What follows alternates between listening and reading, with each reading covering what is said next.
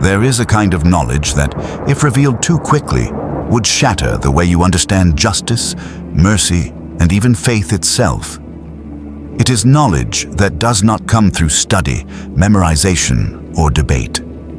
It does not arrive through years of effort or public teaching. It arrives silently, placed by Allah into the heart of a servant, carrying wisdom that cannot be explained until its time unfolds.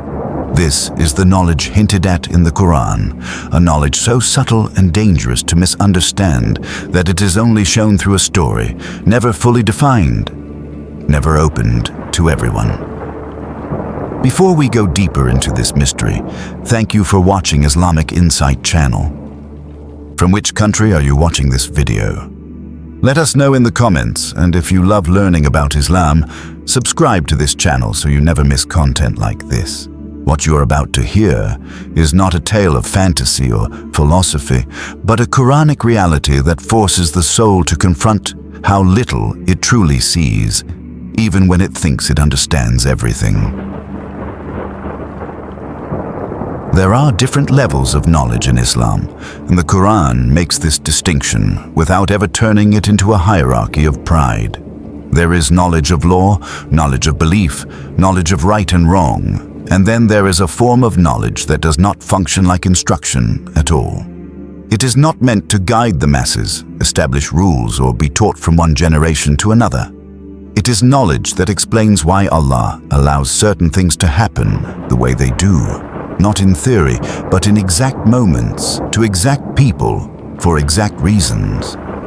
Later, scholars would call this knowledge Ilm Ladunni, meaning knowledge that comes directly from Allah without any intermediary. The Quran describes it carefully as mercy first, then knowledge, as if to warn that without mercy, this knowledge would be unbearable. It is not something a person claims, chases, or proves. It is something Allah gives, and only to whom He wills. The danger of this knowledge is not in its source, but in how humans react to it. Human beings are wired to judge based on what they see immediately. We measure justice by outcomes, fairness by appearances, and wisdom by explanations we can grasp.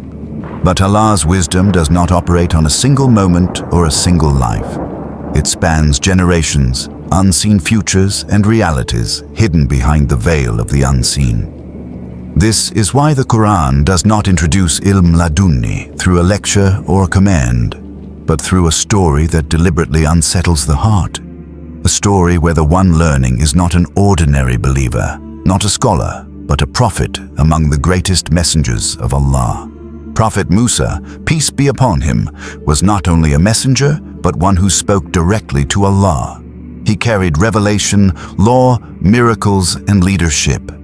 His life was filled with confrontations against tyranny, moments of divine intervention, and a mission that shaped an entire nation. Yet despite his status, despite his closeness to Allah, he was about to be shown something that would humble him in a way no enemy ever could.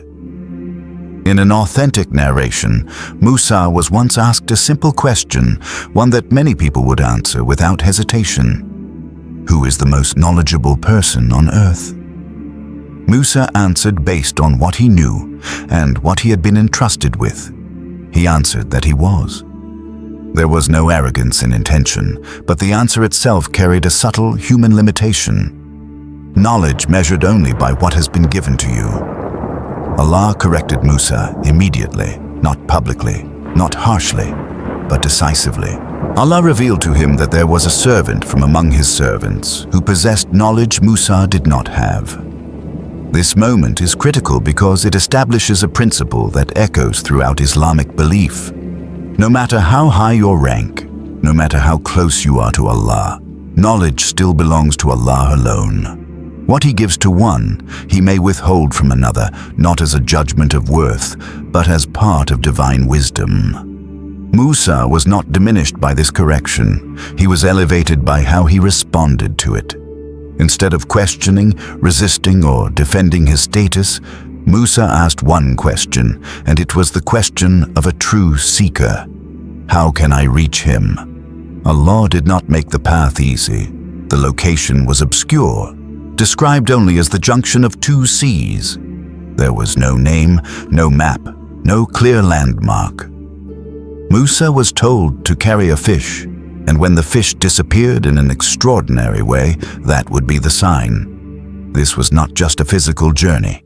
It was a journey designed to strip away certainty, comfort, and expectation. Musa set out with his young companion, Yusha ibn Nun, and together they traveled without knowing how long the journey would take or what awaited them at the end. The Quran describes the fatigue, the hunger, and the human forgetfulness that occurred along the way. At one point, they rested by a rock, and the fish miraculously slipped away into the sea. Yusha forgot to inform Musa immediately, and they continued walking, growing more exhausted with every step. This detail is not accidental. Even in a journey guided by Allah, human weakness remains.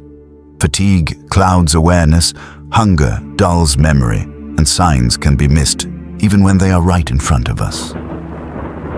When Musa finally learned what had happened, he did not react with frustration or blame. He immediately recognized that this was the sign Allah had promised. This was the place destiny had been leading them toward. When Musa returned to that spot, he encountered a man unlike anyone he had met before. The Quran does not describe his appearance in detail, it describes his status. A servant granted mercy from Allah and taught knowledge directly by him. No lineage is mentioned. No title is given. His value is defined entirely by what Allah gave him. This man is known in authentic tradition as Khidr. The meeting between Musa and Khidir is not the meeting of a teacher and a student in the usual sense. It is the meeting of two different forms of divine assignment. Musa represents revealed law, clarity, and guidance for society.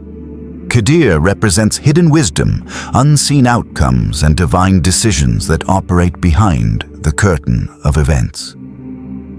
Musa approached Khidir with humility that should silence every heart that associates knowledge with pride. He did not demand, debate, or assert his rank. He asked permission to follow him, hoping to learn something from what Allah had taught him. This moment alone carries a lesson deep enough for a lifetime. A prophet asking to learn from a servant. Knowledge lowering the one who seeks it rather than elevating him above others. Khidir responded with a warning, not out of arrogance, but honesty. He told Musa that he would not be able to remain patient, not because Musa lacked faith, but because the nature of this knowledge clashes with the instincts of justice Allah himself placed in the human heart. Khidir explained that Musa would see things he could not understand, things that would provoke immediate objection. Musa assured him of patience, promising not to disobey or question. Khidir then set a condition that defined everything that followed. Musa was not to ask about anything until Khidir chose to explain it. This condition was not about control. It was about timing. Divine wisdom cannot be judged mid-action. It can only be understood once its outcome is revealed. With this agreement, the journey of hidden knowledge began, not with lectures or miracles, but with actions that would shake Musa to his core and leave every listener questioning how much they truly understand about the world around them. What unfolded next was not a lesson delivered through words, but through presence, silence, and actions that seemed to cut directly against everything Musa had been sent to uphold. From the moment Musa began walking alongside this servant of Allah, the balance of the relationship was already clear. Musa was the seeker now, and Khidir was the one carrying a burden of knowledge that was never meant to be comfortable. Khidir did not present himself as a teacher standing above a student. He did not explain his status, defend his authority, or invite admiration.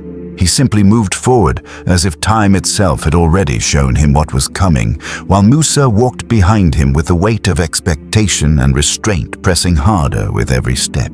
This was the first real test, not of obedience, but of patience in the face of uncertainty. For a man who had spent his life confronting falsehood openly, calling people to clarity, and challenging injustice directly, this silence was already a trial. Khidir reminded Musa once more of the condition that he would not ask questions no matter how strange the actions appeared. Musa agreed again with sincerity. He believed patience was within his grasp, because patience in hardship was something he knew well. What he did not yet understand was that this was a different kind of patience, not patience in suffering, but patience in watching actions that looked wrong and being unable to stop them. This distinction matters deeply. Many people can endure pain when they understand its cause. Far fewer can endure confusion when their moral compass is being tested in real time. Khidir was not asking Musa to endure hunger or fear. He was asking him to suspend judgment, something far more difficult for a prophet entrusted with divine law. They soon came upon a ship belonging to poor fishermen. These were not powerful men or wealthy traders. They were people whose entire livelihood depended on that vessel, people who earned their sustenance day by day upon the sea. When they recognized Musa and his companion, they allowed them aboard without asking for payment. This detail is important because it establishes the goodness of these people. They were generous, trusting, and vulnerable. There was no hint of wrongdoing on their part. As the ship moved across the water, nothing seemed unusual. Then, without warning, Khidir damaged the ship. He caused a defect, something that would make it visibly flawed and functionally compromised. To Musa, this was not a small act. This was an attack on the livelihood of innocent people who had shown kindness. Musa reacted instinctively. His heart could not accept what his eyes had just witnessed. How could someone cause harm to people who had done nothing but good? How could injustice be committed under the banner of divine knowledge?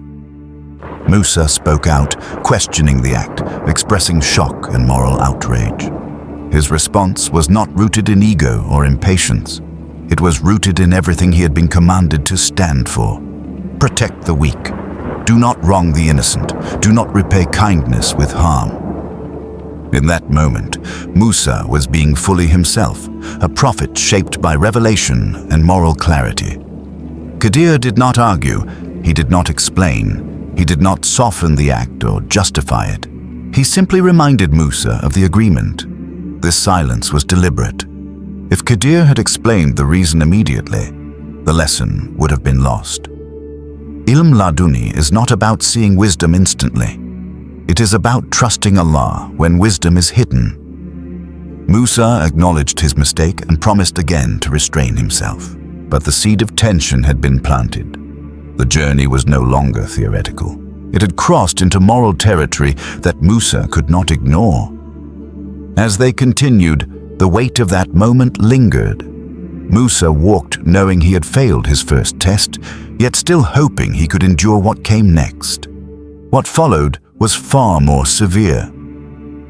They encountered a young boy, still early in life, not described as sinful, violent, or corrupt in appearance. There was no warning, no sign of danger. Then Khidir took the life of the child. The Quran presents this moment with stark clarity, without poetic cushioning. A life was taken. Innocence, as it appeared to human eyes, was extinguished. For Musa, this crossed every boundary. This was not damage to property. This was the taking of a human soul. Musa could not remain silent. No prophet sent to uphold justice could witness such an act and say nothing. His reaction was immediate and forceful. He condemned the act as grave wrongdoing. He reminded Khidir that taking a life without justification was among the most severe transgressions. This was not merely a breach of patience. This was a collision between two forms of divine interaction with the world. Musa was operating within the law Allah revealed to govern human society. Khidir was acting upon direct instruction from Allah concerning unseen outcomes. Musa did not know this yet. All he saw was an action that appeared to violate the very foundation of justice. Once again, Khidir responded not with explanation, but with restraint. He reminded Musa that he had warned him from the beginning. This knowledge would not align with Musa's perspective. This was not a failure of faith. It was a limitation of human perception. Musa, realizing that he had broken the condition again, pleaded to be allowed to continue. He acknowledged his inability to remain silent and asked for one final chance. This moment is deeply human, a prophet recognizing his own limits, not turning away in pride, but asking humbly to keep learning despite the pain of not understanding. Khidir agreed, but with a clear boundary. One more objection would end the journey. They moved forward again, the tension now heavy and unmistakable. The lessons were no longer subtle. Musa had witnessed actions that contradicted his understanding of mercy and justice. Yet he was still being asked to trust that Allah was behind them. This is the point where many hearts would turn away. Yet Musa stayed, walking forward with questions burning inside him, carrying the weight of silence like a physical burden. They eventually arrived at a town whose people were openly hostile.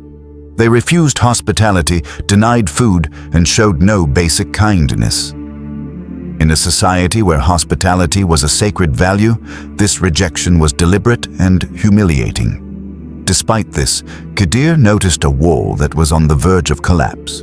Without being asked, without expecting reward, he repaired it. Musa watched in disbelief. After what he had already seen, this act confused him in a different way. Why help people who showed cruelty? Why offer effort and care to those who refused even the minimum of decency? This time, Musa spoke not out of outrage, but confusion. He suggested that at least payment could have been requested. This was not a moral condemnation, it was a practical question, yet even this broke the condition. Khidir stopped. The journey was over. The patience required had exceeded its limit. Musa had reached the edge of what he was capable of enduring without explanation. Only now, after the actions were complete, after the tension had reached its peak, did Khidir begin to explain. This order is everything. The explanations were never meant to come first. They were meant to come only after the heart had been tested. Khidir revealed that the ship had been damaged intentionally to save it. A tyrannical king was seizing every sound ship by force. By creating a visible defect, the vessel was spared, allowing the poor fishermen to keep their livelihood. What Musa saw as harm was, in reality, protection disguised as loss. Then came the explanation that shakes the soul. The child, Khidir explained, would have grown into a source of disbelief and oppression for his righteous parents. Allah, in His mercy, chose to take the child early and replace him with one more pure and compassionate. This was not punishment. It was mercy spread across lifetimes, a mercy that human eyes could never see at the moment it was enacted. The wall belonged to two orphaned boys whose father was righteous. Beneath it was a treasure meant for them when they matured. By repairing the wall, Khidir ensured their inheritance would remain hidden and protected until the right time. Khidir ended by stating something that defines the entire story. He said that none of these actions were done by his own will. Every act was commanded by Allah. This was not personal insight or intuition. It was revelation for a specific purpose at a specific time. With that, the paths of Musa and Khidir separated. Musa returned to his mission, carrying a lesson that was never meant to be taught openly, only remembered quietly. The lesson that Allah's wisdom is always complete, even when human understanding is not, and that some truths are not revealed to be acted upon, but to deepen trust in the one who sees what we never can. After the paths of Musa and Khidir separated, the weight of what had occurred did not simply fade into memory. This was not an encounter meant to end with understanding alone. It was meant to leave an echo, something that would follow Musa and, through revelation, follow every believer who would later hear this story. The explanations Khidir gave did not erase the shock of the actions themselves. They reframed them. And that distinction is critical. The Quran does not tell this story to make people comfortable with hardship or to encourage passive acceptance of injustice.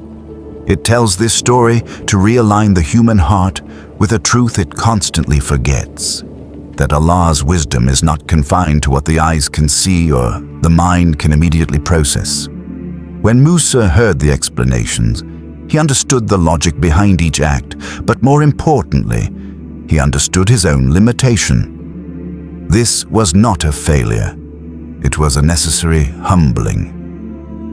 Musa was a prophet sent with clear law, clear commands, and a mission that required decisiveness and moral clarity. His role demanded that he object to wrongdoing, confront tyranny, and protect life and dignity. Nothing in this encounter changed that responsibility. What changed was his awareness that Allah operates on layers beyond the visible world, layers that are not meant to be navigated by human judgment. Musa did not return from this journey doubting justice.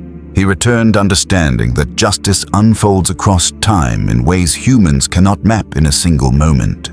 This is where many people misunderstand the story. They imagine that the lesson is to stop questioning hardship, to silence moral concern, or to accept suffering without reflection. That is not the message of Islam. Musa was not criticized for caring about the fisherman, the child, or the principles of justice. His objections were not condemned as sinful. They were expected. Khidr himself warned that Musa would not be able to remain patient, not because Musa lacked faith, but because faith combined with moral responsibility creates tension when wisdom is hidden. The Quran preserves Musa's objections to teach believers that reacting to apparent injustice is human, even prophetic. The lesson is not to suppress that reaction, but to understand that reaction does not give access to the full picture. Khidr's final words carry enormous weight. He clarified that none of his actions came from personal desire or independent reasoning. He was not exercising free judgment. He was executing commands revealed to him by Allah. This distinction protects the entire structure of Islamic belief. It closes the door to anyone claiming secret knowledge to justify harm, cruelty, or lawlessness. Ilm Ladunni is not transferable, not repeatable, and not accessible through spiritual effort or personal purity. It is revelation, limited, controlled, and bound entirely by Allah's will. When Khidr's role ended, that specific manifestation of hidden knowledge ended with it. The Quran does not open this door again. It closes it deliberately. For believers, this creates a necessary balance. On one side, Islam commands action, justice, compassion, and accountability. On the other side, it teaches surrender to divine decree when outcomes do not align with expectation. The story of Musa and Khidir sits precisely at that intersection. It does not remove responsibility. It deepens humility. It teaches that Allah's mercy may arrive wrapped in loss, that protection may come disguised as damage, and that what breaks the heart today may save the soul tomorrow. These are not ideas meant to justify oppression or silence the wronged. They are meant to sustain faith when answers do not arrive on human timelines. The Quran does not tell us how Musa felt emotionally after this encounter, but the silence itself speaks volumes. Some lessons do not need emotional commentary. They settle quietly, reshaping the way a believer interprets events. Musa returned to his people with strengthened resolve, not weakened conviction. He did not become passive or detached. He continued confronting injustice and guiding his people according to revelation. The difference was internal. He now carried the certainty that Allah's plan is never chaotic, even when it appears harsh. That certainty is not intellectual comfort. It is spiritual grounding. This grounding is what the story offers to every believer who feels shaken by unanswered questions. When a child dies young, when kindness is met with loss, when evil seems to flourish unchecked, the human heart demands explanation. Islam does not dismiss that demand. It acknowledges it through Musa's voice, but it also teaches that not every explanation is given in this world. Some wisdom remains hidden. not because Allah is distant, but because the human heart would not survive knowing everything. Mercy is sometimes found in not knowing. The encounter between Musa and Khidir also clarifies something crucial about spiritual rank. Knowledge does not always mean authority, and authority does not always mean access to every form of knowledge. Musa remained superior in mission and responsibility. Khidir's knowledge did not elevate him above Musa in guidance for humanity. It simply served a different divine purpose. This protects the believer from confusing mystical knowledge with moral leadership. Islam is built on clarity, revelation, and accountability, not secret paths or hidden hierarchies. As the story transitions forward, the focus shifts from the actions themselves to their implications for faith. The Quran embeds this narrative in a larger framework of belief in the unseen. Believing in Allah does not only mean believing He exists. It means trusting His wisdom when it contradicts personal logic, emotional instinct, and immediate perception. This trust is not blind. It is informed by revelation, history, and the repeated promise that Allah is never unjust. The story of Musa and Khidir does not ask believers to understand everything. It asks them to trust the one who does.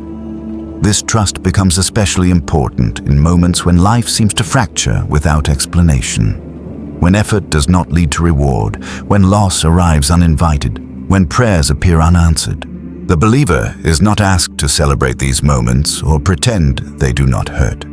They are asked to remember that the story is still unfolding. Just as the damaged ship was spared, just as the orphaned treasure was protected, just as mercy was written into an event that looked like tragedy, Allah's decree continues to move toward outcomes hidden from present sight.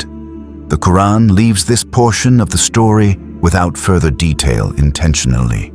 There is no reunion, no continuation, no further lessons from Khidir. The mystery remains intact. This is not a gap in the narrative. It is the narrative. Some truths are meant to be known only to the extent that they strengthen trust, not curiosity. The story ends where it needs to end, leaving the believer with questions that are not meant to be answered, but carried. And in carrying them, something changes. The believer begins to see life less as a series of isolated events and more as a woven decree. Pain does not disappear. Loss does not suddenly make sense, but despair loses its grip. Arrogance softens, judgment slows, faith deepens. This is the quiet impact of Ilm Laduni on those who never possess it. It teaches not how to see the unseen, but how to trust the one who governs it completely. When the explanations were finally given, they did more than clarify past actions. They reframed the entire meaning of causality itself.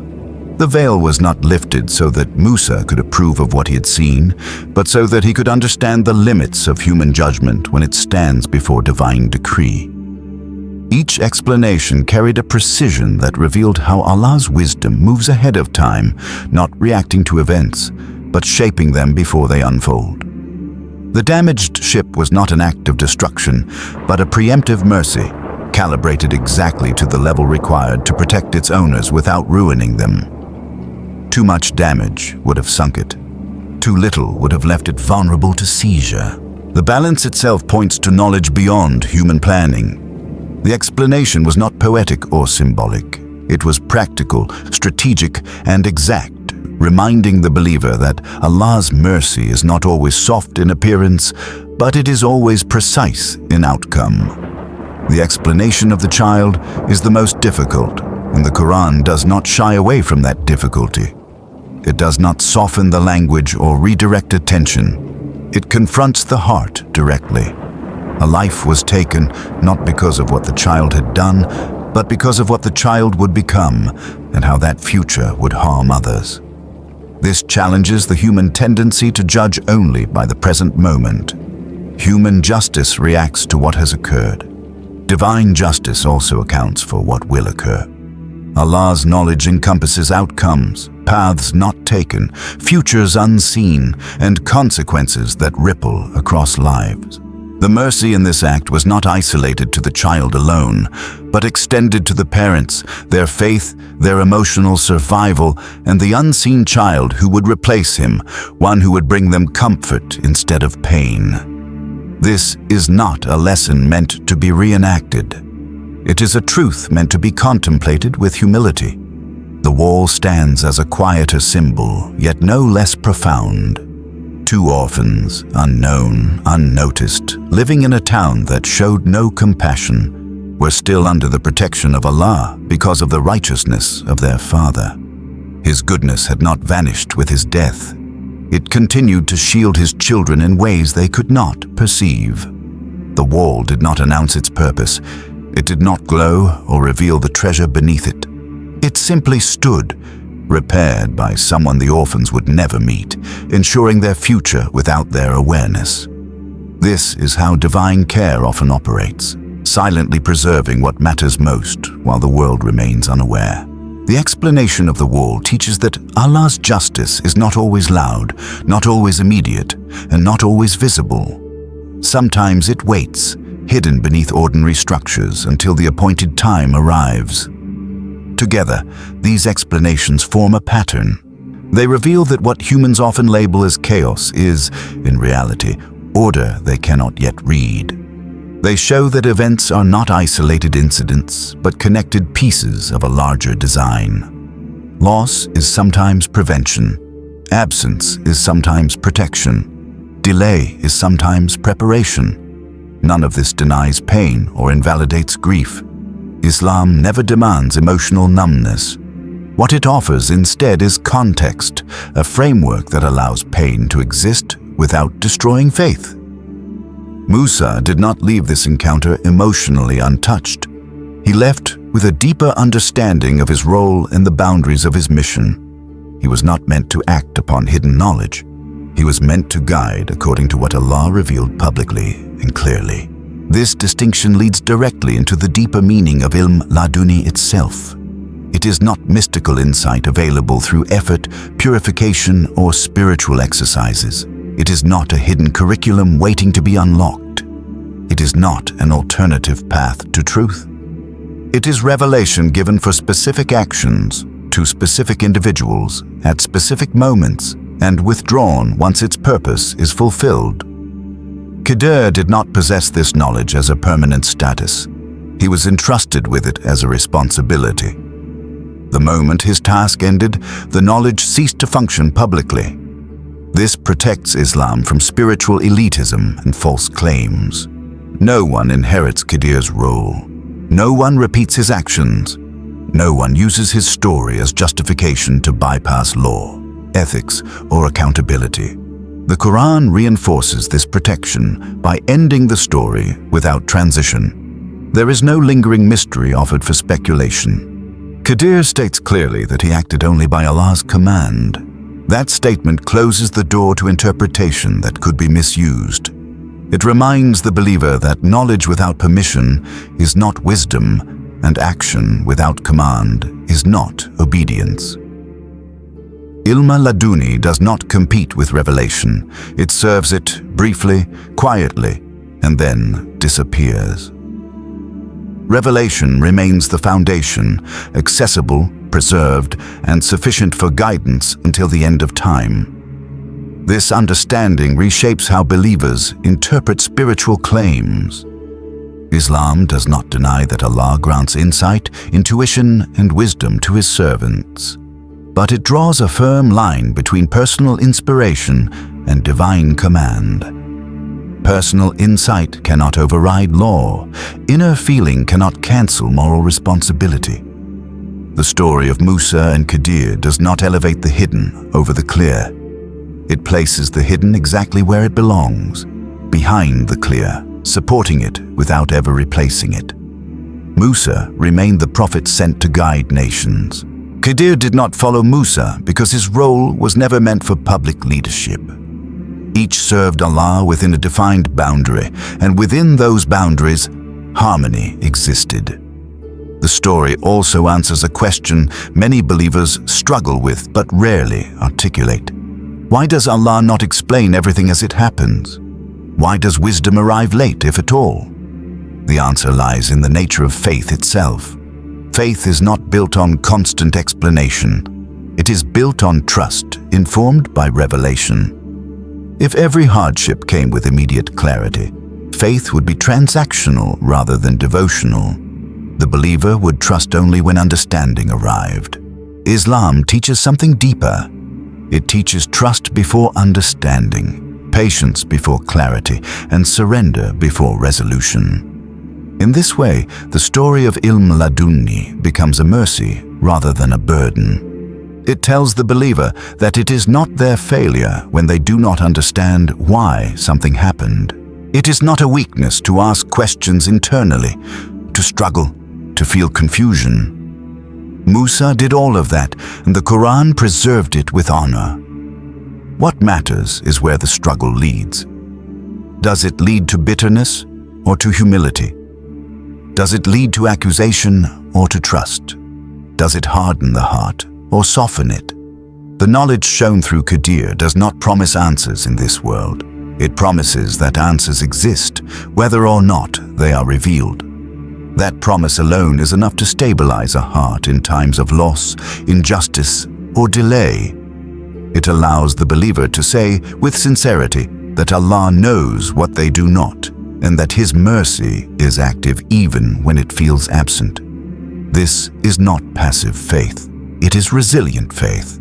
Faith that continues to act righteously, oppose injustice, and pursue good, while accepting that the full story belongs to Allah alone. And so the lesson of Ilm Ladunni does not end with knowledge gained, but with humility earned. It leaves the believer standing between action and surrender, between responsibility and trust, aware that life is not random, suffering is not wasted, and divine wisdom is never reckless.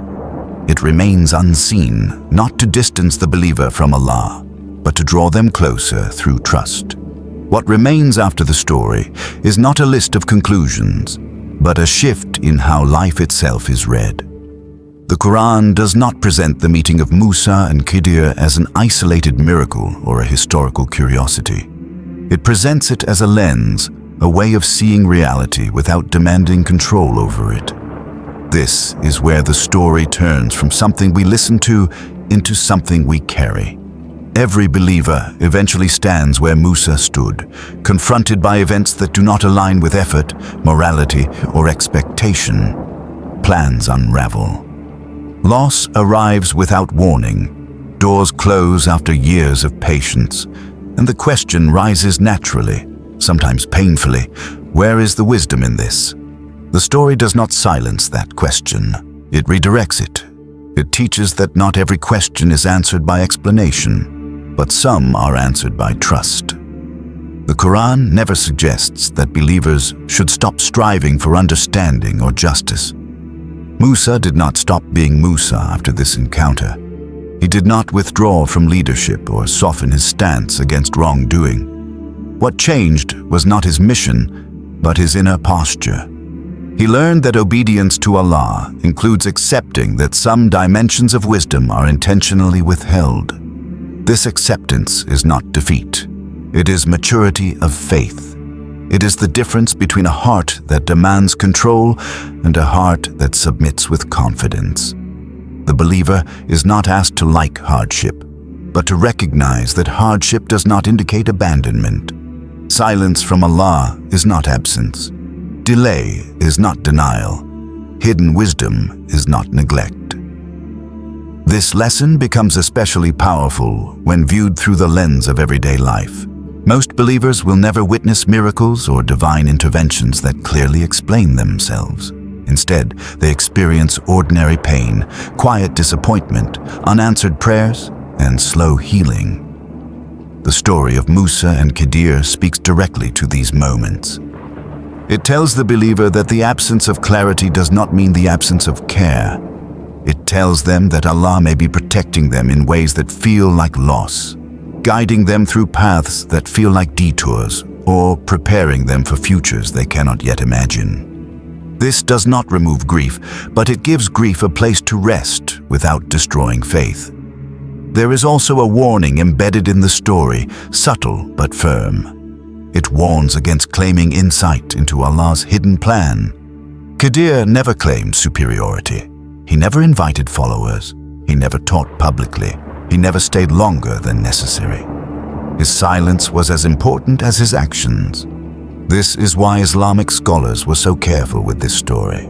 They understood its depth, but they also understood its danger if misused. Islam does not allow individuals to claim hidden knowledge to justify harm, break law, or elevate themselves above others. Any knowledge that contradicts the Quran and authentic Sunnah is not divine, no matter how spiritual it sounds. The story protects the believer by reminding them that guidance remains clear, accessible, and complete through revelation. At the same time, the story protects the believer from despair. It creates space for unanswered questions without turning them into accusations. It allows a person to say, "I do not understand this yet," without feeling that their faith is weak. Musa himself did not understand until the end, and even then, understanding came only partially. Some aspects of divine wisdom were still beyond him. That is not failure, that is humanity. Faith in Islam was never meant to eliminate mystery. It was meant to anchor the soul within it. As the narrative reaches its close, the Quran leaves us without closure in the way stories usually provide. There is no reunion, no further explanation, no continued dialogue. This absence is deliberate. The story ends the way life often does, with lessons incomplete and questions lingering. And yet, something feels settled. Not because everything is understood, but because trust has been reinforced. The believer is left with the certainty that Allah sees what they cannot, knows what they do not, and acts with a wisdom that never errs. This final realization reshapes the way success and failure are defined. Success is no longer measured only by outcomes, but by alignment with obedience. Failure is no longer defined solely by loss, but by distance from trust. The believer learns to walk forward without needing to see the entire path, confident that the one who designed the path is guiding every step. This is not blind faith. It is informed surrender, grounded in revelation and strengthened by reflection. The secret of Ilm Laduni, then, is not that some people know more. It is that Allah knows everything, and that knowledge is enough. The believer is not meant to seek hidden wisdom, but to seek closeness to the one who possesses it. In that closeness, patience grows, judgment softens, gratitude deepens, and faith becomes resilient rather than fragile. The story ends, but its impact continues. Every time life contradicts expectation, every time goodness is met with hardship, every time the heart asks why, the memory of Musa walking behind Khidr quietly returns. Not to give answers, but to offer reassurance that there is order behind the chaos, mercy behind the loss, wisdom behind the silence, and a Lord who never acts without purpose, even when that purpose remains unseen.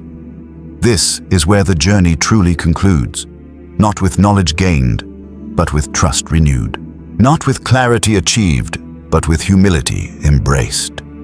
The believer does not walk away knowing more secrets of the unseen, but walking more firmly in the seen world, grounded in obedience, patience, and hope. And that, in the end, is the greatest gift this story offers.